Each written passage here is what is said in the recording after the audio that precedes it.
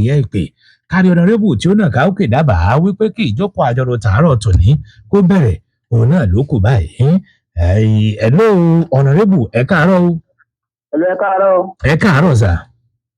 Èmi ọ̀nàrẹ́bù Muritàlá Aládé láti sọ́jà àdúmọ̀tà ní Ògbómọ̀ṣọ́. Mo sì kéde àbá kí ìjókòó àjọrò tòní kó bẹ̀rẹ̀. Àti ẹni dábàá wò kárí ni tí ó dábàá. Mo dábàá kí ìjókòó àjọrò tòní kó bẹ̀rẹ̀. Àti ẹni dábàá wípé kí ìjókòó àjọrò tàárọ̀ tòní kó bẹ̀rẹ̀ káwárí ni kéde àbá ìlú kù báyìí. Hello ẹ káàárọ̀. Hello. Ẹ káàárọ̀ sà, orúkọ yín bolẹ̀ tí ń sọ̀rọ̀. Ọ̀nàrẹ́bù Ààrẹ Ọlálékan láti Ògbómọ̀ṣọ́. À ń gbọ́ yín. Bàbá kí ìjókòó. Àti ẹni dábàá kárí ni kéde àbá ló kù. Ọ̀dọ̀ àmọ́ kéde àbá kí ìjókòó àjọrò tòní kó bẹ̀rẹ̀. Ó kọ yín lẹ́ẹ̀kan sí sà. Ààrẹ Ọlálékan láti Ògbómọ̀ṣọ́ area. Ààrẹ Ọlálékan àbí? Bẹ́ẹ̀ni. Láti Ògbómọ̀ṣọ́ area. Mo kéjì ìjókòó àjọrò tòní kó bẹ̀rẹ̀. Kílẹ̀ epo kọ yín lẹ́ẹ̀kan sí sà. Ààrẹ Ọlálékan. Ààrẹ Ọlálékan. Kí ni tí o bó jẹ́ jẹ́ pé lákọ̀ọ́kọ́ wọ́n ti kọ́kọ́ fọnrẹ́bù sí tí wọ́n fẹ́ fàyọnù ọ̀dà ẹ̀jẹ̀ ṣàforíjì tó mú wípé wọ́n ti kọ́kọ́ fi ọ̀nàrẹ́bù sí lákọ̀ọ́kọ́ ìdínú. Lẹ́yìn ìdátirẹ́ ni dábàá tàṣìtìrẹ́ ni kéjì àbá lẹ́ni akọni abẹnugan right honourable Akíntayọ̀ Àsámú ni mò ń kéde wípé kí ìjókòó àjọrò tààrọ̀ tòní kó bẹ̀rẹ̀. Mr. Speaker.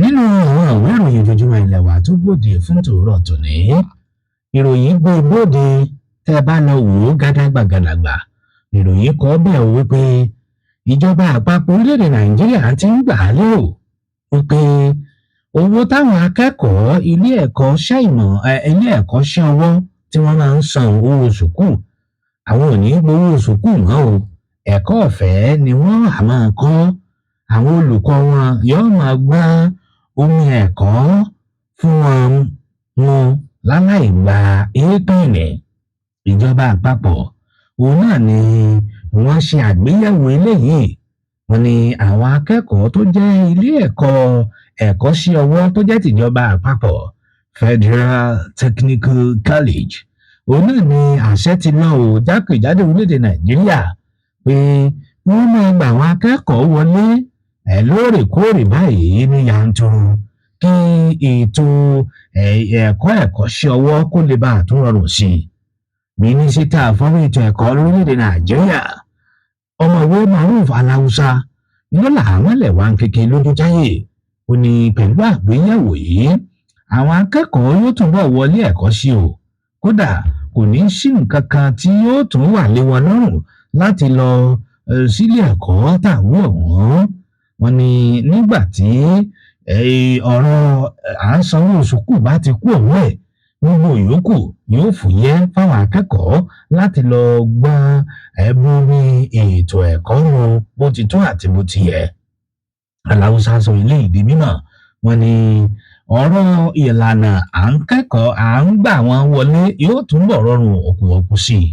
Wọ́n wá ṣàlàyé wípé pẹ̀lú èyí yóò wá jẹ́ kí àwọn tó jẹ́ ọmọ kéékèèké nílẹ̀ Nàìjíríà àtàwọn ọ̀dọ́ kí wọ́n ní ìrónilágbára láti ìbẹ̀rẹ̀ pẹ̀pẹ̀ yóò jẹ́ kó ń kálukú ti nímọ̀ nípa ẹ̀kọ́ṣẹ́ ọwọ́ láti jẹ́ pé ó ń kálukú ti ní iṣẹ́ ti ẹ̀dá dúró láti lè ṣe ìdókòwò wọn lọ́nà tó gbà yàtọ̀ eléyìí yóò tún mú kí àgbéga àpapọ̀ ó ṣẹlẹ̀ lórílẹ̀-èdè Nàìjíríà ọwọ́ àrọ̀ àwọn tó lẹ́nu ń bẹ̀ wípé kó jọ jàre o kó jọ jẹ́ káwọn jọ fi ọ̀já kan ṣoṣo ṣùgbàdó fọwọ́sowọ́pọ̀ gbígbẹ́kẹ́ tí fọwọ́ ti lé tí ìgbà àláàmú fọwọ́ tìgìrì lójú náà ti mú àfojúsùn òun wá sí ìmúṣẹ.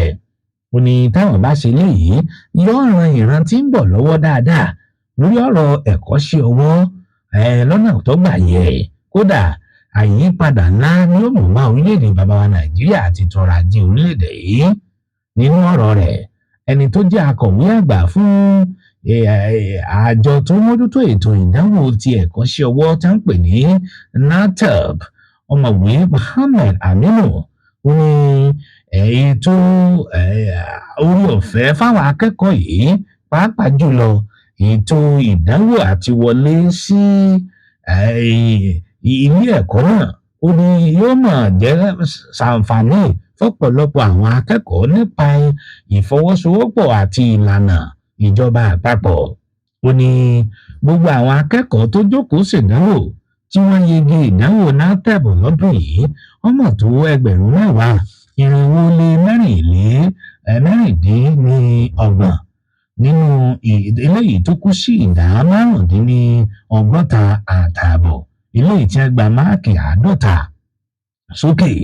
Ó ní àwọn akẹ́kọ̀ọ́ tó jẹ́ wípé wọ́n gba máàkì tí máàkì 50 síwájú òun ló kù sí 5,000 nínú àwọn akẹ́kọ̀ọ́ tó tó 10,000 tí wọ́n jókòó ṣèdánwò 5,500 ló ṣe dáadáa léléyìí tó kù sí ìdá 39 sí ìdá 50 nínú wọn gẹ́gẹ́ bó ṣe fi ròyìn léde. Ní báyìí náà ó wá ní nínú àfojúsùn àwọn o lára àwọn tó ń jókòó ṣèdánwò ọ̀hún wọn ní àwọn tó ṣe dáadáa wọ́n pọ̀ ju àwọn tí ò ṣe dáadáa lọ. Wọ́n wá rí kété kúrò ní ìròyìn wọn láìpẹ́ yìí níjọba àpapọ̀ gbé bóde wípé àwọn ń gbà á lérò ọ̀rọ̀ pé bẹ́ẹ̀yàn bá ti lọ sílé ẹ̀kọ́ girama tó ka yàrá àkọ́kọ́ ẹ̀kejì ẹ̀kẹta yóò ṣe ayẹyẹ ìkẹ́kọ̀ọ́jáde pé òun ti parí girama àkọ́kọ́ kó tó bọ́ sí girama kejì. Wọ́n wá ní àwọn wòye wípé ìlànà ń ṣàkóbá fún àwọn akẹ́kọ̀ọ́ láti kẹ́kọ̀ọ́ yege. Wọ́n ní ọ̀pọ̀lọpọ̀ akẹ́kọ̀ọ́ tó bá ti parí girama àkọ́kọ́ ní ọ̀lọ́ sùkúù mọ́ o. Wọ́n wá ní ní báyìí kò ní sí àwọn ọ̀dà gbogbo ọmọ tó àwọn ọ̀dà gbogbo ẹ̀ papọ̀ kò ní sínú wípé girama àkọ́kọ́ kankan náà o àti girama ẹ̀kejì gbogbo ẹ̀ girama kan òun náà ní ó wà bẹ́ẹ̀ bá ti bẹ̀rẹ̀ JSS-1 tí ìparí SS-3 kò àwọn ọ̀dà gbogbo ẹ̀ papọ̀ léléyìí táwọn pín méjì tẹ́lẹ̀tẹ́lẹ̀. Ìjọba àpapọ̀ ló sọ ilé ìdí mímọ̀ láìpẹ́ yìí nínú àfojúsùn wọn lórí ìlànà ètò ẹ̀kọ́. Ìjọba àpapọ̀ sọ bòde wípé pẹ̀lú bí nǹkan ṣe ń lọ lórí ìlànà ètò ẹ̀kọ́ girama àti bọ́pọ̀lọpọ̀ àwọn akẹ́kọ̀ọ́ tí wọ́n ṣe kọ̀ láti máa wá sílé ẹ̀kọ́ wọn ni làwọn fi wo eléyìí ìpè púpọ̀ wọn òun náà ni ó ń sápò ń sùkú o tí ò rí sùkú mọ́ lẹ́yìn tó bá ti parí ètò ẹ̀kọ́ rẹ̀.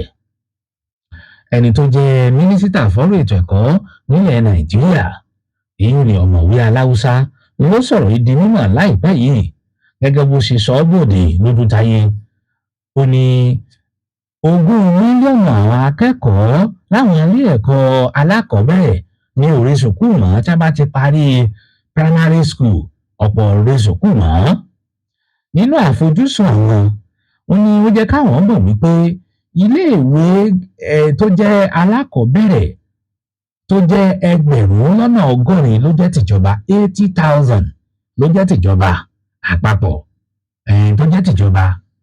Wọ́n wá ní 15,000 15,000 làwọn ilé ẹ̀kọ́ tó jẹ́ ti girama àkọ́kọ́. Lélẹ́yìí tó túmọ̀ sí wípé ìdá kan nínú ìdá 8 làwọn ọmọ tó lọ primary school tó padà sí secondary school. Wọ́n wá ní láti wo eléyìí dáadáa ọ̀pọ̀lọpọ̀ wọn ní tẹ́ ẹ bá dókè ọya nípínlẹ̀ Kaduna àti lápá òkè ọya lọ́hùn-ún wọn ní tẹ́ ẹ bá wọn òkú dáadáa láti wá wọ́nà àbáyọ sírú eléyìí wípé púpọ̀ àwọn akẹ́kọ̀ọ́ mi ní sì ń parí JSS-3 tí ò padà sí sùkúù mọ́. Wọ́n ní táwọn bá wá dọmọ tó tí ò sínú wípé tó bá ti parí JS-3 ó lè sinmi díẹ̀ tàbí kó tẹ̀tẹ̀ tó ń lọ sí girama ìkejì. Wọ́n ní àjẹ́ wípé ọmọ akẹ́kọ̀ọ́ yóò kúkú wò pé kó wọ́n parí secondary school. Èròǹgbà ìjọba àpapọ̀ rèé. Ẹ̀yin ọ̀nàrẹ́bù àwọn ìbéèrè tó wá jókòó sínú ìjókòó àjọrò fún tòwúrọ̀ tòní ó mọ̀ ní.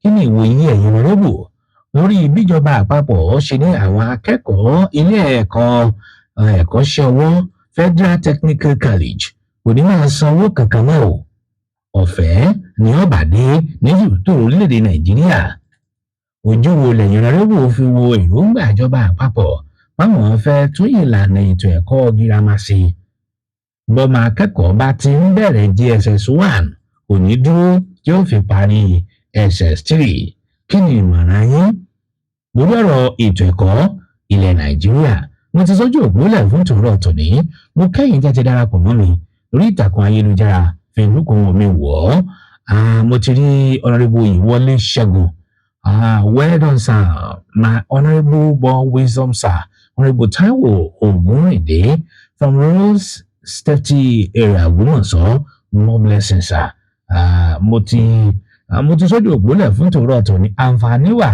láti yẹ ojú òpó lójú òpó Mr. Speaker náà unit 006542330 hello ẹ káàárọ̀ o. hello Honourable Tayo láti ìjọba ìbílẹ̀ Òrèrè. orúkọ mi ìdí ìjókòó. Honourable Tayo Ọlátóyè láti ìjọba ìbílẹ̀ Òrèrè. Honourable Tayo Ọlátóyè láti ìjọba ìbílẹ̀ Òrèrè ẹ̀ ń sọ́lẹ̀ sá. bẹ́ẹ̀ni tá a bá fojú wo àwọn ìlànà tí ìjọba fẹ́ gbé wáyé ó jẹ́ ohun tí ó dára torí pé bí wọ́n ti sọ ọ̀pọ̀lọpọ̀ ọmọ ní dúró ní JS-3 yìí tí ò lọ lọ́fẹ́ àti parí mẹ́ta tó kù àti pé ìwé ẹ̀rí JS-3 gan tá a bá ń béèrè lọ́wọ́ ara wa pé kí ni ìwúlò rẹ̀ àwọn ọmọ ò láǹfààní àti fi wọlé ìwé fún àláǹfààní àti fi gbaṣẹ́ so kí ni ìṣe pàtàkì rẹ̀ gan. kí ni ìṣe pàtàkì lẹ́yìn pé kọ́ ló fi wọ girama.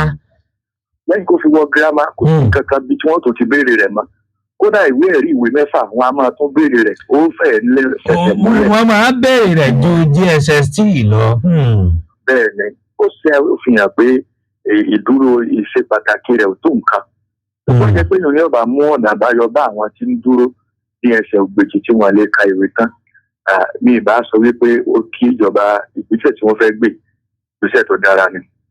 lórí tí oní tẹ́kíníkà wọn láwọn sọ̀dọ̀ fẹ́ ohun tó dára ni orí pé àìtó àìkòṣiṣẹ́ ìjọba òpèsè iṣẹ́ ṣùgbọ́n mọ́ tó máa bá lọ ilé ìwé tó ti kó ẹ̀kọ́ kan nípa tó lè èèyàn láàyò lọ́jọ́ ayé rẹ̀ so kò ní dúró díṣẹ́ ìjọba tó bá parí mẹ́rin yóò wà kankan tó lè béèrè tó lè bẹ̀rẹ̀ fúnra rẹ̀ láì dòde ìjọba ìlànà ohun tó sì lè mú kí ìjọba ṣèrànlọ́wọ́ náà ni pé ẹ̀kọ́ ọ̀fẹ́ bá wà so tó dára ni. ṣe púpọ̀ ẹ̀ ló ẹ̀ káàárọ̀ o. ẹ káàárọ̀ ẹ̀ káàárọ̀ sá. Honourable Speaker. Yes sir. orúkọ mi ni Honourable Ẹ̀mí Ọláìṣọ̀lá láti Ìyànà Ọ̀gọ̀jọ̀. Honourable Ẹ̀mí Ọláìṣọ̀lá láti Ìyànà Ọ̀gọ̀jọ̀ ìsọ̀lẹ̀ sá. adúgbò lọ́wọ́ Ọlọ́run fún ìfilójú ẹ̀mí kọ̀ọ̀kan tó wáyé lórí ètò ẹ̀kọ́ Nàìjíríà. ìgbésẹ̀ tíjọba àpapọ̀ gbé lórí ọ̀rọ̀ technical college láti sọ di ẹ̀kọ́ ọ̀fẹ́ ọ̀gá àpọ̀gbà. kàntẹ́lẹ́ rí náà èdè òkété ní Nàìjíríà máa bẹ́ bóyá nítorí àwọn tí wọ́n mọ̀ nípa ìṣe pàtàkì ètò ẹ̀kọ́ Nàìjíríà tí ń bí pé mínísítì ètò ẹ̀kọ́ mú bóyá lọ́fà. tí a bá wò láti ẹ̀bẹ̀tẹ̀ nígbà táwa bẹ̀rẹ̀ ètò ẹ̀kọ́ ètò ẹ̀kọ́ àtijọ́ kí ló ní wọ́n ní àkókò tá à ń lò pọ̀ láti primary sí modern school secondary grade 2 lọ sí university kí ṣe gbogbo ọmọ ní Ọlọ́run dá ní onímọ̀ àmọ́ ìpapọ̀. inú mi dùn wípé Honourable Ẹ̀mí Ọláìṣọ̀lá akọ́ṣẹ́mọṣẹ́ ọ̀gá àgbà tó ti fẹ̀yìntì nídìí ètò ẹ̀kọ́ ni màá wá fẹ́ kẹ́ ẹ ṣàwọn àlàyé kan tó ní wípé àwọn kan ń gbọ́ wa báyìí tó yẹ wípé wọn ò bá mọ̀dá wọn ò bá láyé ètò ẹ̀kọ́ wo ni à ń pè báwọn ìlànà wo lè yún wọ́n fẹ́ kẹ́ ẹ bá wa fọ́ díẹ̀ tútú. gẹ́gẹ́ bí ìlànà ètò ẹ̀kọ́ tí àwọn tí wọ́n kọ́ lẹ́rú àwọn ìjọba alẹ́ Gẹ̀ẹ́sì tí wọ́n fi lẹ̀ tá a ti gbòmìnira tí èèyàn bá bẹ̀rẹ̀ láti alákọ̀ọ́bẹ̀rẹ̀ bí ọba ṣe dáadáa tí ó yanrantí yóò lọ ṣe ètò ìdánwò ìgbaniwọlé sí ẹ̀kọ́ girama tí ọba kù díẹ̀ káàtó. wọ́n pè ní common entrance àbí. common entrance. ok. tó bá kù díẹ̀ káàtó ó lè tún lọ sí ti mọ́dá yẹn àmọ́ èdè Yorùbá tá a bá lọ fún. tí ọba yege níbi common entrance yìí. ó lè tún lọ sí ti common entrance ti mọ́dá náà. ok ni wọ́n ẹ̀sẹ̀ gba mọ́dá lọ àbí. kò ní jókòó kalẹ̀ Okay. Èyí tí ọba ṣe ń bẹ̀ yẹn iná ni ọgbà wọlé. Tó bá lu ọdún mẹ́ta ní mọ́dá, nígbà tí ọba wọ girama yóò bẹ̀rẹ̀ ní ìpele kejì. Ìpele kejì girama. Okay, ìtàn sọ ni wípé mọ̀dá ò tó grammar school. Mọ̀dá ò tó girama. Ọlọ́gbẹ́ni ilé girama. Okay, tó bá lo ọdún mẹ́ta. Okay, tó bá lo ọdún mẹ́ta ní mọ̀dá. Yóò lọ bẹ̀rẹ̀ ní JSS-2 ní àwọn olè JSS nígbà náà. Okay. Wọ́n bẹ̀rẹ̀ ní form 2. Okay, form 2. Okay. Form 2 ni yóò fi ti bẹ̀rẹ̀. Okay. Tó bá wá parí girama ńgbà náà, tí agbára rẹ̀ ọ̀bá gbé àti ṣe ìjàmbù wọ yunifásitì, ó lè gba ẹ̀kọ́ àwọn olùkọ́ lọ ilé ìwé àwọn olùkọ́ tá à ń pè ní gbòòtù tó lè bá lọ. Mọ̀ ń bọ̀ ná, ọdún mélòó ni wọ́n lò ní fọ́ọ̀mù tẹ̀ ń wí form 1, form 2, form 2? Ọdún márùn-ún ni. Okay. Ọdún márùn-ún ni tó bá jẹ́ kó bẹ̀rẹ̀ láti form 1, ọdún márùn-ún ni ó lò. Ọdún márùn-ún. Àjẹ́ pé ó ní ìwé ẹ̀rí mọ́dá. Okay. Wọ́n bẹ̀rẹ̀ ní form 2 yóò lọ́dún mẹ́rin. Yóò lọ́dún mẹ́rin. Bẹ́ẹ̀ ni. Yàtọ̀ fọ́dún mẹ́fà tí wọ́n lò ní secondary school. Ìjọba mẹ́fà ló ní ìsìn tí wọ́n ní ọmọ bá jáde jẹ 3 tí ọba ṣe kí ní kọ́ lọ tẹ́jíkà kọ́ lọ wá.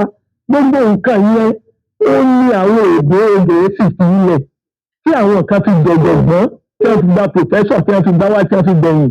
Náà ìgbà tí wọ́n ní àwọn introduce ètò ẹ̀rí yìí ó pè 6334 system. Èyí ìtẹ́ introduce yẹn ó nílò pé ká gbé ẹ̀ka ètò ẹ̀kọ́ iṣẹ́ ọwọ́ wọlé. Ṣùgbọ́n ṣe ní láàánú pé gbogbo bá a ti ya pátá yẹn òun torí orílẹ̀-èdè ti jẹ́ bọ́mọ bá parí JS3 yóò wọ technical tí ọba lè lọ síwájú mọ́ yóò lọ iléèwé ẹ̀kọ́ iṣẹ́ ọwọ́. Ṣùgbọ́n gbogbo irinṣẹ́ tí wọ́n rà nígbà náà irinṣẹ́ òun níbo lọ́wọ́ aláwọ̀ sùn. Àwọn ọmọ òfin náà kọ́ sí. Àkókò kan ń bẹ tí wọ́n ṣe workshops àwọn secondary school wa. Bẹ́ẹ̀ ni ẹ̀rọ abéèrè ní secondary school tó bá ní workshop lónìí ẹ béèrè. Ògiri bẹ́ẹ̀ àmọ́. My speaker. Yes, sir. Tó bó ti yóò rí mi. Àbàbà wọn ní bíwájú ọba ṣe lọ àmọ́ padà sẹ́yìn. Ọ̀pọ̀lọpọ̀ nǹkan láàánú ṣe múra lè sílẹ̀ táyì introduce sí sísẹ́mù wa. Tó jẹ́ pé àdẹ́jọ́ bíbè kò ní positive result kankan. Modern school jọ àwọn tí wọ́n kọ́ àwa ní yunifásitì. Wọ́n sọ fún wa wípé àwọn lọ modern school, àwọn lọ grade 2, àwọn lọ WNC, àwọn lọ gbogbo ẹ̀. Wọ́n mọ dá yàtọ̀ ní àwọn lecturer. Ẹni mo parọ́ kí lecturer tó pèsè orí ètò yìí. Tó bá jẹ́ pé àwọn lecturer tí wọ́n ní ìwé ẹ̀rí àwọn ẹ̀ka ẹ̀kọ́ yẹn wọn ò mú yányán ju àwọn tó jẹ́ pé wọ́n bẹ́ẹ̀ bí òkété from secondary school to university, from university to master. Tí wọ́n mú ọ̀bá jẹ́ exceptional student. Òun náà lè kàwé tí ó sì di professor. Òun náà lè kàwé táwọn ẹ̀ka ètò ẹ̀kọ́ yẹn bá wà. Ẹ jẹ́ ń bẹ̀rẹ̀ báyìí, ṣé ẹ̀kọ́ òkú grade 2 jẹ́ owó àyè grade 2 sì ń bẹ mọ́ báyìí? Kò ní lọ́jọ́ yẹn náà. Kódà gan-an àyè grade 2 ní ìsìn gan-an kò tiẹ̀ tí ì ríṣẹ́. Èdè bí grade 2 bá tiẹ̀ wà lẹ́yìn tó jẹ́ pé àwa ti parẹ́ ní sálẹ̀ bí lókè ọ̀yà ni wọ́n ní ọtí tó ń ṣe. Àwa ti parẹ́ ń bì. Bọ́mọ bá parí ìwé mẹ́wàá ní ìsìn tó bá lè WNC tàbí yunifásitì lókù. So àwọn ẹ̀ka ètò ẹ̀kọ́ tá a kọ́ọ̀tì ó ti wà. Èyí ló ṣe ra àwọn ọmọ tó dàbí àpé slow learner nínú. Níjọ olóràn wọn lọ́wọ́ táwọn náà ti dẹnu ńlá nípa ìlànà ètò ẹ̀kọ́. Ṣùgbọ́n gbogbo ẹ̀ka ètò ẹ̀kọ́ yẹn àgbé wọn kù. A ní kọ́ ọmọ jọ́ǹbù láti lọ́lẹ̀ sí 3-story building. Kọ́mọ ìwìlẹ̀ lọ 2 story. Kọ́kà jọ́ǹbù sí 3 story ní. Gbogbo èyí ò sì ra àwọn ìdílé tó fi jẹ́ pé ọ̀pọ̀lọpọ̀ ọmọ ló ti ní defeated mind láti primary. Gbogbo ẹ̀kọ́ tí ó gbé wọn tí ó là wọn lójú bí modern school bí grade 2 kò dé àjò sílẹ̀. Tó yìí kó bá wa púpọ̀ nípa ètò ẹ̀kọ́ ó ti bá wa. Ẹ ṣé púpọ̀. Hello, ẹ káàárọ̀. Ẹ káàárọ̀ sà. Orúkọ mi ni Honorable Olúṣẹ́gun Ògúnwọ̀bí. Honorable Olúṣẹ́gun Ògúnwọ̀bí, àgbà ọ̀jẹ̀ nínú ètò ẹ̀kọ́ lẹ́yìn náà, màá fẹ́ kẹ́ ẹ tàn mọ́lẹ̀ sáwọn nǹkan tó pọ̀ lórí ọ̀rọ̀ ètò fún tòní. Olúkọ lọ́wọ́ ẹni tó sọ̀rọ̀ pẹ̀lú orílẹ̀-èdè ẹ̀mí ọlọ́wọ́. Ìṣọ̀lá. Wọ́n mọ ètò ẹ̀kọ́ tí wọ́n sọ nípa rẹ̀ gan-an ni. Èmi tí wọ́n sọ̀rọ̀ yìí, gbogbo ìgbésẹ̀ tí arákùnrin yìí sọ. Ẹ lọ sílé ẹ̀kọ́ alákọ̀ọ́bẹ̀rẹ̀. láti primary lọ modern school. ẹ lọ mọdá. láti modern school lọ teachers training college. láti pẹ́ teacher training lọ sí university. mo fẹ̀yìntì gẹ́gẹ́ bí olùkọ́ àgbà ní university lecturer. mo sì mọ̀ pé àwọn akẹ́kọ̀ọ́ mi wọ́n máa jẹ́rìí sí wípé ìgbékalẹ̀ ìdánilẹ́kọ̀ọ́ mi pẹ̀lú àwọn ó yàtọ̀ sí ti àwọn tí ò ní ìrírí wípé mi ní. bí mi wípé àwọn ẹ̀kọ́ tí wọ́n kọ́ wa nígbà tá a wà ní teachers training college a lọ fún training débi wípé bá dé primary school láti kọ́ àwọn ọmọ kò sí class tá a lè kọ́ láti primary 1 to primary 6 àṣìgbègbè. so arákùnrin tó sọ̀rọ̀ ọmọ nípa tí wọ́n sọ èyí tí wọ́n fẹ́ wá gbé kalẹ̀ yìí tó ọkọ̀ gbé kọ́ lọ́wọ́ wà lọ́wọ́ àwọn òye pé nǹkan ṣe rí. Gẹ́gẹ́ bí ohun òye nípa ètò ẹ̀kọ́ àtọ́nímọ̀ nípa ètò ẹ̀kọ́ kí ni ìmọ̀ràn yín tẹ́ ẹ lè gbàjọba? Bí ẹ ṣe mọ̀ vice speaker. Yes sir. Ṣé ẹ rántí pé bàbá wa Gandhi wọ́n gbé ètò ẹ̀kọ́ kalẹ̀ ní ìlú Ògbómọ̀ṣọ́ tí wọ́n ti sọ ní 25-year developmental plan. Bẹ́ẹ̀ ni sà. Àmọ́ pẹ̀lú orí ọ̀fẹ́ Ọlọ́run èmi ni akọ̀wé àgbà fún ètò yìí ní ìlú Ògbómọ̀ṣọ́. Gbogbo ètò a ti ṣe àpérò kan ní LAUTECH lọ́dún tó kọjá lórí rẹ̀ a ti gbàjọba nímọ̀ràn lórí rẹ̀. Agbàjọba nímọ̀ràn kò tó kí ó mú ìmọ̀ràn tá a bá gbà. Mo fẹ́ bèrè ètò ẹ̀kọ́ ilé ẹ̀kọ́ fásitì gan-an bó ló ṣe rí láyé òde òní sígbà tẹ́yìn kẹ́kọ̀ọ́ nígbà náà lọ́hùn. Ìgbà tá à ń kẹ́kọ̀ọ́ láyé ìgbà tí wa gbogbo ìṣẹ̀ǹtẹ̀ yìí kò sí. Ó jẹ́ kí ó dàbí ẹni pé ó fẹ́ lé díẹ̀. Ó tẹ̀ wá máa ń yà mí lẹ́nu fáwọn ọmọ wípé irú àsìkò yìí ó yẹ kó rọrùn lọ́wọ́ jùlọ ni. Torí pé gbogbo nǹkan pátá gbogbo ìdáhùn fáwọn béèrè táwọn máa ń béèrè lọ́wọ́ àwọn ọmọ ó wà lórí Google. Tàbá ti lọ́wọ́. Tàbá ti tẹ àdífálà àwọn yóò gbé wá. Èsì tẹ́fẹ́ mọ̀ tẹ́ bá ti tẹ́tẹ́ níbí. So ẹ̀kọ́ ní ìsinmi rọrùn tí wọ́n bá mú lò. Ṣùgbọ́n pọ̀lọpọ̀ wọn dípò kí wọ́n lo àdífálà tẹ̀ pé yìí wọ́n lò fún nǹkan ní orin wọ́n fi ń jalè ní wọ́n fi ń ṣe àbúrúkú lórí wàhálà tó wà nílẹ̀ kọ́lọ́ ọ̀rọ̀ wà lọ́wọ́. À ń gbìyànjú láti fún ìjọba nímọ̀ràn orí rẹ̀ kódà bàbá wa ọba Gandhi Afọlábí Ọláoyè olóògbé dìkẹ́. Kábíyèsí sọ ọ́ tilẹ̀ Ògbómọ̀ṣọ́. Wọ́n ti ṣètò ó jẹ́ pé àwọn ọmọ tí wọ́n gba 300 marks and above wọ́n fẹ́ ṣe àjọyọ̀ pẹ̀lú ìta ṣètò sí ìlọ lórí rẹ̀ nínú Ògbómọ̀ṣọ́. Àwọn ìtumọ̀ rẹ̀ ní pé a fẹ́ kí àwọn ọmọ kó mú wọn mú ní sásá lọ́nà ẹ̀kọ́ wọn ní ó lè ṣe tó dáa kí ni ó lè dàgbàsókè. Ó ń ṣe nínú ìbá dára pẹ̀lú ìṣètò ọ̀dà. Ojú ilé wo ilé ẹ̀kọ́ ṣe ọwọ́ báyìí a ní kan l'Ógbómọ̀ṣọ́ ó dàbí pé stéètì ló fẹ́ nìyẹn kì í ṣèjọba àpapọ̀. Máa ṣe ká Yes sir. ẹ̀bá tó wọ́n bá lè rọ̀bí àti lọ́ọ̀bẹ̀. Òbí bíi ti jẹ́ ọmọ. Ilé ẹ̀kọ́ girama high school lèmi lọ. Àlẹ́gbẹ̀dẹ̀ náà ní ọ̀pọ̀lọpọ̀ àwọn ẹ́ńjìnì machine ni wọ́n ni wọ́n kó sínú àkámọ́ nígbà náà ìmọ̀ bóyá wọ́n ti padà rí mọ́lẹ̀ tàbí ṣe àmúlò rẹ̀ báyìí. Máa ṣe ká ẹgbẹ́ rẹ̀ ọ̀fẹ́ bá wà ẹ̀yìn náà ẹ ṣe ó ṣojú mi kúrò débẹ̀. Excursion. Ó ṣe ṣojú mi kúrò. Ọmọdébù ẹ̀mí ọlá ìṣọ̀lá wọ́n ti sọ ọ̀pọ̀lọpọ̀ rẹ̀ wọ́n sì wọ́n mọ kàn tó de ètò ẹ̀kọ́ tí wọ́n sọ nípa rẹ̀. Ètò ìmúná yìí sọ yìí tí mo ṣe ẹ̀dí ní ìpè ní mo sọ yẹn. Gbogbo àwọn èèyàn tó ti mọ̀ mí mọ̀ ó ṣe pé yẹn fi ń dánú. Èyí tẹ̀lé gẹ́gẹ́ lọ síkà mọ̀. Àwọn tí pé ń bàtà àsìkò kan ní ọdún tó kọjá àwọn èèyàn wa tó wá láti Àgọ́wòye ní fásitì. Wọ́n sọ ọ̀pọ̀lọpọ̀ tẹ́lẹ̀ náà tó ṣe àlàyé bẹ́ẹ̀. Bẹ́ẹ̀ ni sà. Ẹ̀ka ń sọ ni pé kíjọ ẹgbẹ́ àwọn ìjọba mọ̀ràn kò tó kí wọ́n mú lò. Àmì ẹ ṣé púpọ̀. Àmì ẹ ṣé púpọ̀. Hello ẹ káàárọ̀ o. Hello, my sister. Ẹ káàárọ̀ sà. Èmi Honorable Muritala Alagbe láti ọjà Ìdúmọ̀tà l'Ógbómọ̀ṣọ́. Honorable Muritala Alagbe láti sọ́jà Ìdúmọ̀tà l'Ógbómọ̀ṣọ́. Oníṣẹ́ ọwọ́ nìyí, bó ni ọ̀bá rí tó bá yẹ pé ètò ẹ̀kọ́ṣẹ́ ọwọ́ ìbá gbòòrò sí àǹfààní ẹ̀ bá wà. Lákọ̀ọ́kọ́ mo kọ́kọ́ kí àwọn bàbá mi níbi tí ó sọ̀rọ̀. Láti ìgbà mo láìkí yín dáa ṣe gbà wọ́n láyè. Bó ṣe rí gan-an ni wọ́n sọ yẹn. Ṣùgbọ́n rí i pé tẹ́tíníkà tí wọ́n fẹ́ mú ẹ̀kọ́ iṣẹ́ ọwọ́ yìí, ó yẹ kó wà lásìkò òṣèlú. Gbogbo akọ́lá fi ṣiṣẹ́ ìjọba. Ẹ̀rí pé mò ń wáṣẹ̀ ìjọba lójú kíkálukú ọ̀pọ̀ nílẹ̀ sí èsì èsì kókó. Bọ̀ ẹ̀rí pé ń bẹ̀ lè sọ, àwọn náà bá tẹ́tíníkà. Nígbà lọ́pọ̀lọpọ̀ àwọn ọ̀rọ̀ máa ń lọ tí ó bá lè kú ń bẹ̀. Wọ́n mọ̀ tẹ́tíníkà ọ̀gá ní ọ̀rọ̀ méjì gbà wọ́n kẹ́rí. Tí wọ́n wá bẹ̀ lè jẹ́ ní mẹkáníìkì ẹnjìnìá àwọn ọkọ̀ ẹnjìnìá tí ọmọ ń jẹ́ mẹ́sù tí ọmọ ọ̀pọ̀lọpọ̀ nǹkan. Bọ̀ nígbà tí wọ́n wá bẹ̀ mi, ó dà wọ́n ọmọ bí àmọ́ kọ́ ní ìlú ọ̀mọ́. Ọbẹ̀ lórí oṣù méjì wọ́n wá láti sùn náà ó ti wá. Wọ́n wá wò bẹ́ẹ̀ ṣe ń ṣe. Bẹ́ẹ̀ ni wọ́n wò bí èdè ìpínlẹ̀ tí tòtá ìjọba ẹ̀yìn náà ìṣòro ọ̀pọ̀lọpọ̀ wọn sì rí ṣe. Ẹ̀yìn pé ilé bá ní mọ́tò ilé eléyìí bí ìjọba bá kọ́kọ́ lọ lóbi mọ́tò rẹ̀ yóò kọ́kọ́ rí ṣe náà.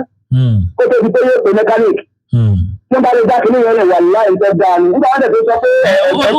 Ó ti wà tẹ́lẹ̀ wọ́n wá ní àwọn fẹ́ ṣe pé ọ̀fẹ́ ni àwọn ọmọ akẹ́kọ̀ọ́ wọn ò ní padà máa san éèpìn ní. Mẹ́sìkà ní sẹ́ ọlọ́sẹ̀ tó jẹ́ yìí ohun gangan ní àwọn àdéhùn àwọn èèyàn sọ ń bẹ̀ ọlọ́run jù wọ́n lè mú sẹ́. Ẹlẹ́ẹ̀kejì tí olóòpé láti primary school yóò ka primary school yóò lè wọ̀ lọ́mọ yóò ka JSS yóò lè wọ̀ lọ́mọ lọ́dọ̀ tí wọ́n ń bí bẹ́ẹ̀ tó sọ̀kọ̀ lọ́pọ̀ bóyá ló kí ẹ̀yà ń bẹ̀ náà ní. Ọmọ tó bá lọ bí primary school tó lè wọ̀ lọ́mọ ọ̀kàwé kẹ̀kẹ́ nìyẹn kódà kọ́ lọ JSS ọ̀kàwé nìyẹn bíọ̀dé tó láwọn ó sọ wípé kọ́ mọ̀ jẹ́ pé ẹ̀kan náà wọ́n mọ̀ ẹgbẹ́ graduation ọ̀dà bẹ́ẹ̀ ẹ pé èmi sàtúkà Nàìjíríà dàrú. Àmì ẹ ṣé púpọ̀. Ọ̀pọ̀ látọ̀ àjíṣẹ́ náà ni àti rí fún tààrọ̀ tòní látòrí Facebook látòrí WhatsApp. Ẹnu ẹ káàárọ̀ o ẹ kú lẹ́gbẹ̀ẹ́ rédíò yín yóò jà á. Ẹ káàárọ̀ orúkọ yín lọ dẹ́. Bẹ́ẹ̀ bá ti pa rédíò yín ẹ gbìyànjú pé àgbàdà etí ìgbéjì ẹ lè máa yín mú kẹ́yìn tó máa fẹ̀yìn lẹ́ẹ̀kan náà kò ṣeé ṣe. Ẹnu ẹ káàárọ̀ o. Ẹ káàárọ̀. Orúkọ yín múlẹ̀ tí ń sọ̀rọ̀. Orúkọ mi ni Honorable Adéyẹmí Jacob láti Gbolé. Honorable Adéyẹmí Jacob láti Gbolé ẹ̀sùn lẹ́sà. Ṣé ẹ rí ọ̀rọ̀ tẹ́lẹ̀ ká dá sí àwọn Honorable wa tí wọ́n ti sọ̀rọ̀. Yes sir. Lẹ́yìn wọ́n ti sọ nǹkan tó jẹ́. Ohun tẹ́mi kàn fẹ́ fi kún ni wípé ṣé nígbà tí àwọn èèyàn bá wà ní secondary school gẹ́gẹ́ bí Honorable Ẹ̀mí Ọláṣọlá ti wí. Yes sir. Wọn ò ṣe àdámọ̀ àwọn akẹ́kọ̀ọ́. Lóde òní ó tá a kẹ́gbà ní pé kéèyàn lọ sí secondary school kó sì máa lọ university. Nígbà táwa wà ní secondary school wọ́n ti máa ń sọ fún wa career talk. Ẹ mọ̀ wípé láti ìgbésẹ̀ kan sí ìgbésẹ̀ kan ó ṣeé ṣe fún ènìyàn láti kọ́kọ́ lọ sí technical college ó sì tún di professor. Ǹjẹ́ ìgbà téèyàn wà ní owó sọ pé technical náà ló lọ kìnìún kan náà ló lọ bí ìgbà tó jẹ́ pé gbé ayé rẹ̀ ti kún. Nígbà kan àwọn tó lọ sí technical school wọ́n ń parí báyìí kódà kó tó parí ètò bá lọ fún elect yóò ti máa tú rédíò tún tẹlifíṣàn á ti máa rówó àwọn tó bá lọ fún nípa tó jọ mọ́ furniture àwọn náà ó ti máa kankan ó ti máa rówó pẹ́ẹ́pẹ́ẹ́pẹ́ kódà kó tó parí sùkúù. Bí ẹni fẹ́ ti mọ nǹkan tí mo fẹ́ wí fẹ́ rí ọmọ ìyá àtẹ̀mí tó parí ní technical bo ok lóṣogbo ok.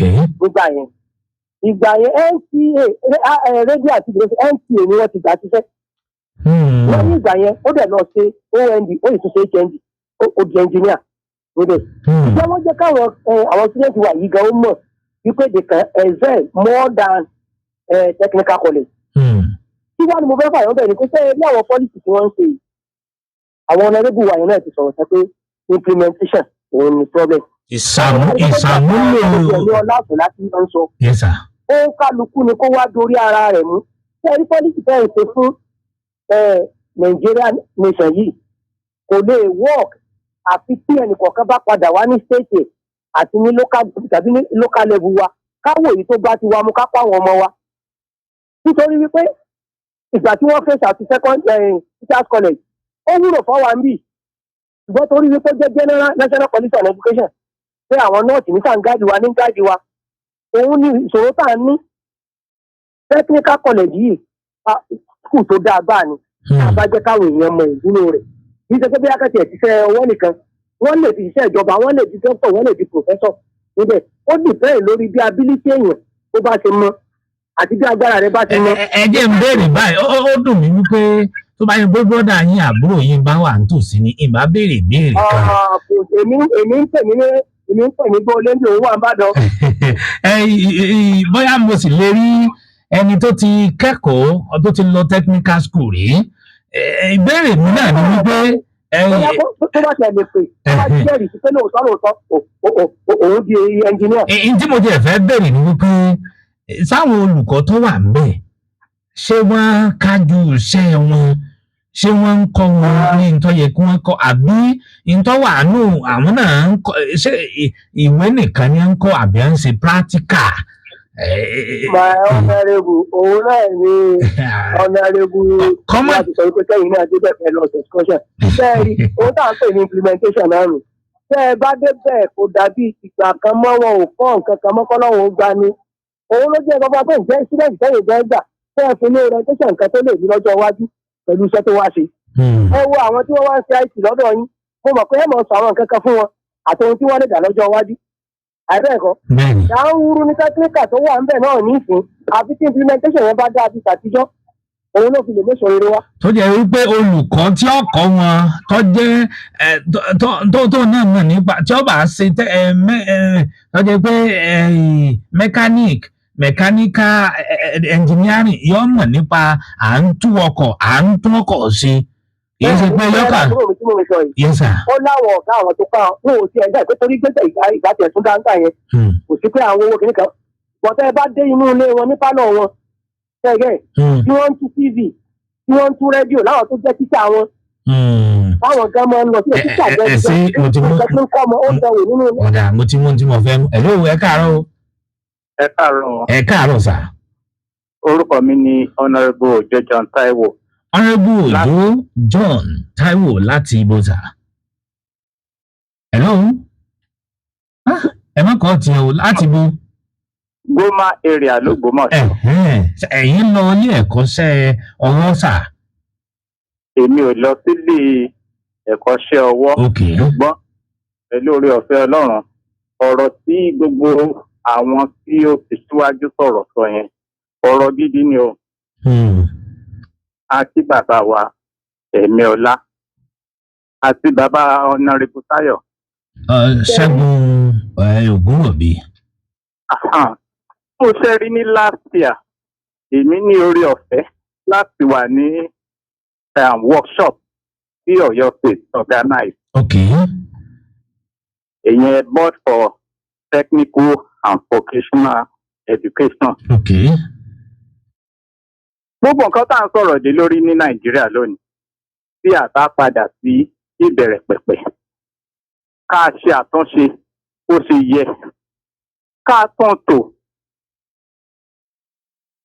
kí ló mú policy tẹ̀sí tá a fi gbé àpò láti ṣe. ẹ bá ń gbẹ́sẹ̀ méjì kúrò níbi tẹ́ wà ń kójú òpó òun lè jágere à ń gbádùn yín sà.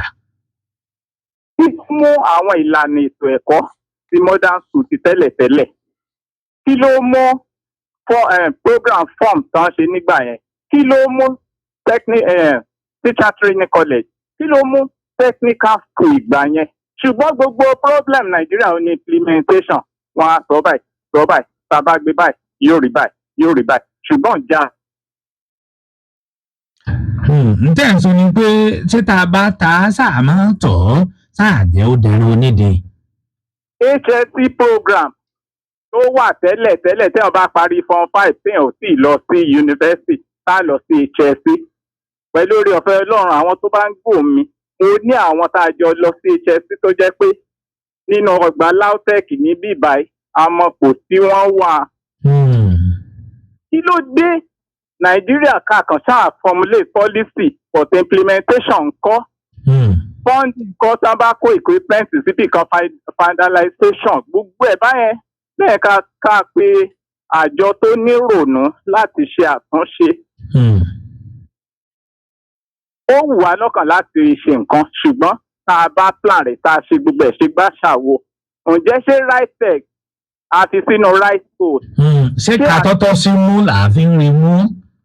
ṣé gbogbo àwọn tá a ti sídìí ètò yẹn ṣé kìí ṣe true politics ṣé a wo competent hand ṣé a sì fọ́ ní free hand láti implement ẹ̀ bó ṣe tọ́ àti bó ṣe yẹ ká sì back wọn up pẹ̀lú fund. Ọlọ́run ràn wá lọ́wọ́. àbí ẹ ṣé púpọ̀. Mr. Speaker Honourable Lawrence Makinde ń kí yín èmi náà ń kí yín o ẹ pé ètò òní ó mọ́yán lórí bí ìgbà tí ẹ̀kọ́ òde òní kò mọ́yán lórí bí ìgbà àtijọ́ mọ́ àwọn tí ó wà ní ìgbanu rẹ̀ ń ṣe èyí tí ó dára lójú tiwọn láti ìwọ̀nba ènìyàn péréte ẹ ṣé púpọ̀ láti ẹyẹ ń kọrin hello ẹ káàárọ̀. ẹ máa káàárọ̀. ẹ káàárọ̀ sà. orúkọ mi ni Honourable Adérelé Ìgbàlájọbí. Honourable Adérelé Ìgbàlájọbí ẹ káàbọ̀ láti rẹ̀ ṣàdó inú mi dùn pé kò wọlé lónìí. ọpẹ́ ní fọlọ́run. onímọ̀ nípa ètò ẹ̀kọ́ òní you retire but you are not tired. ọ̀la ọlọ́run rẹ̀. ẹ zò lẹ́sà. abuké ẹrù ẹ wọ olókìlẹ̀ wò ẹ̀wò lẹ̀. sẹ́rí nípa ètò ẹ̀kọ́. Yes sir. àwọn atọ́jú olóṣèlú atọ́jú olóṣèlú àwọn ìjọba wọ́n ti bà á jẹ́. torí pé àwọn ọmọ tí wọ́n lọ rán wọn lọ ìlú èbó wọ́n lè rán wọn lọ bá wọn lọ àwọn. mínísítà olúùlú lẹ wa ọmọ rẹ̀ kẹ́kọ̀ọ́ jáde lánàá nílé ẹ̀kọ́ kan nílẹ̀ òkèrè nípa ìmọ̀ òfin ló lọ kẹ́kọ̀ọ́ jáde yìí ni. yọ̀dà fún yín àwọn tó wà níbí nílẹ̀ àwọn ọmọ mẹ̀kúnnù wọ́n kàn kó wa ni. ẹ jẹ́ kí n kọ́kọ́ sọ tògbómọ̀ṣọ́ tàbí Ògbómọ̀ṣọ́ àtàgbègbè rẹ̀. ẹ rí i pé láyé ìgbà kan tíṣà páìtọ̀ ni. kò sí ètò ẹ̀kọ́ kankan tó ṣe. gbàtó yá kí ẹ gbé díẹ̀ high school lèmi lọ. èmi àtàkálà méjì ni wá. àti àwọn àmàdé tó ń ta sìmẹ́ntì àtàwọn míì bàbàbà àjọparí 70 ni. within 70 and 71 yẹn wọ́n kọ́ àwọn building ńláńlá kan bí ó tó mẹ́ta ní Ògbómọ̀ṣọ́ high school nínú rẹ̀. ìkúbẹ̀ yẹn kó síbẹ̀ tí wọ́n lè fi ṣiṣẹ́ owó tí wọ́n lè ṣe kankan àti ìgboro tẹ̀kíníkà rárá. mo sọ fún Honourable Speaker. Yes sir. wọ́n ti lù ti gbogbo kílẹ̀ pátá gbogbo ilé yẹn ti wú wọn ò mú èso kan wọn ò mú jáde ńbẹ̀. àgbàtà wà ní secondary school ọ̀rẹ́ wa kan ó lọ sí tẹ̀kíníkà yẹ̀yẹ́ là ń fi ṣe nípa ọmọ fálù rẹ̀. àwa ń lọ secondary àwa ń sakọ ó lọ tẹ̀kíníkà ní Òṣogbo ló ti lọ. gbàtí ó parí nẹ́pà lọ́jọ́ ohun tó lè ó gbèsè àwa tá a kadákà wo àgbé 1/3 rẹ̀ ṣe.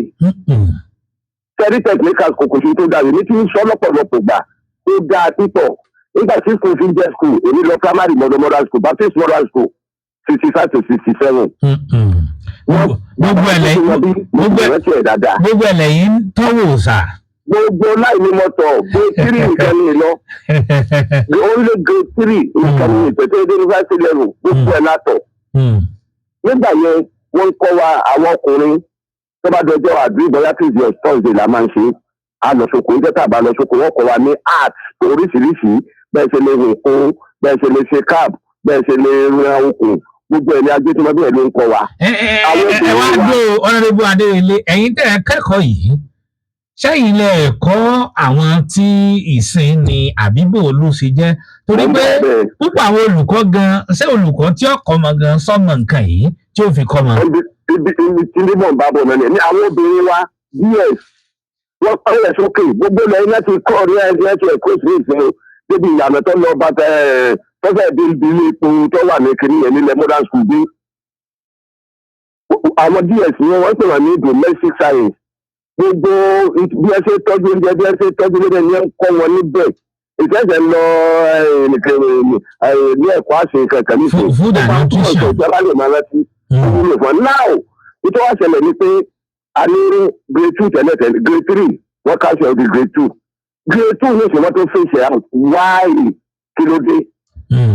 tẹ bá wò ní ìṣẹ̀lẹ̀ kò sí tíṣà o pé kò ní ṣe percentage a lè pè ní teacher kò ju 10% lọ. Ẹni tí wọ́n fẹ́ kọ̀ bí Friday Saturday wọ́n ti sọ ọdún mẹ́rin márùn-ún gbà yẹn ó sì ń bẹ́tà.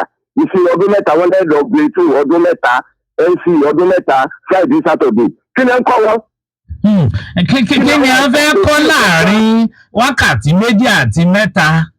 Bẹ́ẹ̀ ni ẹgbẹ́ náà lọ lẹ́kṣọ̀ ní láàrin ọdún kẹ̀kẹ́ báyìí àwọn tí láti ẹ̀kọ́ ní ó ti dé school ní Friday ní ayẹyẹ láwọn ọ̀tẹ́kọ̀ọ́ Saturday tó tó fi jẹ́ fídì aago 9-10 ló ní ètò ìdíwọ́ ìgbọ́sọ̀ pé ọ̀gá ẹ̀dá kò abẹ́ńdòdè ẹgbẹ́ mo ní fẹ́ ṣe kankan lákùrakù nígbà ìyá mi ní mo ṣe mọ́ olóòwò kan mi ò dá mi láre. Náà kò sí grade 2 mọ́ NC náà wọ́n sọ di Friday Saturday àwọn tó lọ direct gan bàbá ìtí ń ṣẹlẹ̀ ń bẹ̀ burú táwa rí ni. Tẹ́ ẹ bá gba rìsọ́ọ̀tì tí rìsọ́ọ̀tì yìí ò dá àwọn màá ó tó padà lọ pẹ̀lú gbogbo híáràndíà nígbà tí wọ́n bá gbé rìsọ́ọ̀tì dé báyìí lànà sílẹ̀ ni. Wọ́n lọ manufacture another result. Then our teachers gan iṣẹ́ wò là ń ṣe ní school ní ìsìn. Mo ṣe supervise apart from headmaster mo ṣe supervise ọ̀kẹ́ tó di education secretary. Tẹ́ ẹ bá lọ sí school ní báyìí teacher mi ò lè dá nítorí fẹsẹ̀ kọ. Àwọn òwe tó ti ṣe ni wọ́n lọ gbà wọ́n lọ máa dàpọ̀ tẹ́ ẹ bá di ẹ̀rí ìdá ẹ̀rí lọ́mọ ẹ̀mọ́ ní ẹ̀fẹ̀ ìgbésẹ̀ lómi ẹ̀rí ní ọmọ rí. How do you come to manage to get your certificate? Wàhálà tó dé. Tíṣà ò lè fi ìbò. Tó bá ẹni lẹ́tà tẹ́ gbà lẹ́tà ṣẹ́. I received the letter or something like that. The original copy received by me. The original copy received by me. Wọ́n ò ní ọ̀pọ̀lọpọ̀ ò ní kọ́ ọ̀ma ní ìkànnì àwa tí ń ké láti bí ọdún mẹ́wàá bí ogún ọdún sẹ́yìn ìgbàlá tí ń ké. Ṣèbí tíṣà ni tí ó kọ́ ọmọ náà kí ló fẹ́ fi kọ́ ọmọ? Kí ló fẹ́ fi kọ́ ọmọ? Òsì kankan I'm sorry to say ẹgbẹ́ tí primary school ṣe ṣe watch out ni. Secondary school ọ̀pọ̀lọpọ̀ secondary school gan ẹwà tó lọ kọ́ wọn níbẹ̀ ní mẹ́lò ní àṣẹ tíṣà. I'm sorry o kọ́ ọmọbìnrin o àwọn tó competent tó dáa púpọ̀ nínú wọn dáadáa o. Tọ́kítàrà ni bẹ̀rẹ̀ tí wọ́n fẹ́ bẹ̀rẹ̀ yìí ó ga púpọ̀ tó máa bá ní ẹ̀kọ́ gbogbo àwọn àtàwọn lọ grade 2 àbí modern school grade 2 NCE tí ìbá ṣe kánú rí nígbà ìyàwó mi máa yanu ni how do you come? Àìmọ̀lẹ́sẹ̀ kápẹ́ntì tí mo ṣe lè ní. Bó lẹ sí màá. Ṣé skul lẹ ti kọ́ wa ẹ fẹ́ kọ́ ni? Wọ́n dẹ̀ fẹ́ sọ college náà wọ́n ní if you pass through college let college pass through you. If you pass through college college you pass through rẹ̀ òkú gidi ni lẹ́sìn lẹ́dọ̀ mi pèsè wọ́n sì lọ sí skul. So ìjọba wa àwọn ẹ̀dẹ́ ti parí ọ̀rọ̀ implementation na lack. Àwọn olórí wa ò sì fẹ́ràn àwọn mẹ̀kúnnù irọ́ ni ń pa ẹtì sọ̀kan ní ìsìn. Wọ́n ní lókè òkun tẹ́ ẹ bá fẹ́ dà ẹ̀kọ́ rẹ̀ bẹ́ẹ̀ bá fẹ́ yẹ wípé orin lẹ fẹ́ kọ ilé ìwé tẹ́ẹ̀tì lọ máa kọ́ nípa orin wà níbẹ̀ lẹ́ẹ̀lọ láti bẹ̀rẹ̀. Nígbà kan ní secondary school wọ́n ní garden and counseling. Wọ́n wù ọmọ ìpínlẹ̀ wọn dájúbọ̀ ni wọ́n ṣe kankan sí wọ́n advice wọn. Kí ló fẹ́ dì lọ́jọ́ ọ̀la? Implement yẹn náà dáadáa. Ní overs wọ́n máa ń sọ fún wa pé láti primary wọ́n ti máa ń sọ́ọ́dì ọmọ nǹkan tí ó ṣe ìlú yóò sì máa nọ́ọ̀tọ̀ rẹ̀ lọ títí yóò fi dókè. Pẹ̀lú ní ìsìn abọ́dé ìlú láti láka mo máa ń sọ fún àwọn èèyàn mo degree history mo degree geography mo degree kìíní kan kí lọ fẹ́ fi ṣe lẹ́yìn kò fi ṣe tíṣà. Mo ti tọ́ fẹ́ fi ṣe ìṣe náà ni ọ̀wá tá a mọ̀ tí ẹ bá lọ pass through science subject dáadáa tó sì mọ̀ dáadáa ilé ìsọ fún art subject dá o but tí ẹ bá lọ nípa science tí ẹ sì mọ̀ tẹ̀sí kankan ẹ rí ìwúlò kan tí ó wúlò. Ẹgbà tí sẹ́ ansẹ̀ ti dé àìmọye àwọn ọmọ wọ́n ti dèèyàn ní ìsìn níbi àǹtó ansẹ̀ tí àǹtó kankan sí àwọn ọmọ náà tẹ̀. Gbọdọ̀ mẹ́sàn-án bíi mẹ́ta mẹ́rin tẹ̀ ti dé olówó dọ́lọ́ láàrin ìsìn. Nínú àwọn tó ní ilé tí a ní ọ̀dà ẹ̀kọ́ mọ́ta bí ìpolówó ọjà lóògùn mọ̀ sọ yìí. Ọ̀dà. Ṣùgbọ́n abọ́dé ìwúrí kò sérè kankan bẹ̀ iṣẹ́ ọwọ́ ẹ jẹ́ ká mú lọ́kùnkúndùn. Ọ̀dà ẹ ṣé púpọ̀ sà. Àkókò nǹkan wa ti kó wa ń bàbá. Ọlọ́run ṣẹ̀ṣẹ̀ àtàbùsà lọ́la tó kọ̀wé dé Ògbómọ̀ṣọ́. Yes ma. Àti bí pọ́jọ́ ti lọ. Gbogbo àwọn bàbá wa ti sọ̀rọ̀. Ọlọ́run gbà fún wa. Àmín. Wọ́n tẹ̀lé ní pé iṣẹ́ tẹ́lẹ̀ kí wọ́n má gbé fún káfíńtà. Ní a bá fẹ́ dálé iṣẹ́ ẹ̀kọ́ ọwọ́ lẹ̀. Àwọn tí wọ́n ti ní mọ̀ ń pa rẹ̀. Àwọn tí wọ́n ti ní mọ̀ ń pa rẹ̀. Àwọn ni kí wọ́n gbà kí wọ́n mọ̀ kó àwọn ọmọ yín dáadáa. wọ́n ní ká gbà sórí àṣẹ tán ni torí tí wọ́n mọ̀ ní ìsìn pé wọ́n ní kò sówó bẹ́ẹ̀ mọ̀ fáwọn òbí náà tí a náà ń bẹ lára wa ẹlòmíì ò pé kò sówó lónìí ọjọ́ mọ̀ wọ́n lọ ṣùkú ọ̀fẹ́ wọn tún dálẹ̀ fún ní ìsìn bọ́n bá ṣe tí wọn ò fẹnu ṣe lágbára ọlọ́ọ̀lọ́wọ́ wọn ṣe o. Hello sir. ó kọ yín bọ̀lẹ̀ ní sọ̀rọ̀.